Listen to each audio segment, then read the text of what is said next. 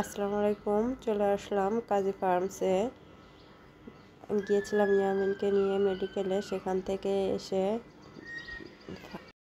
সিপিতে গিয়েছিলাম। ওখানে চিকেন বল খাওয়ার পর ও বলতেছে এটা হলো না, আবার নাকি ওকে পিৎজা খাওয়াতে হবে।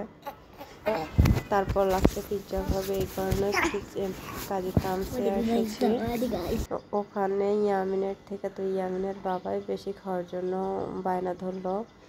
রুমটা ছোট, ওইখানে খাবার গরম করে। আর এইখানে 3 থেকে 4টা টেবিল আছে, এখানেই খাবার পরিবেশন করে। খাবার খেতে অনেক মজাদার। ইয়ামিন তো পিৎজা নিয়ে পাগল, আর ওর বাবা হট অ্যান্ড স্পাইসি উইংস নিয়ে তো একদম ব্যস্ত হয়ে পড়ছে। ইয়ামিনের বাবা তো ডায়েট করতেছে, তারপরে দেখেন কি অবস্থা। ওনার এই ভাজা পোড়া খেতেই হবে। আমার এরকম যদি মিনি ব্লগ দেখতে চান তাহলে চ্যানেলটি এখনই সাবস্ক্রাইব করে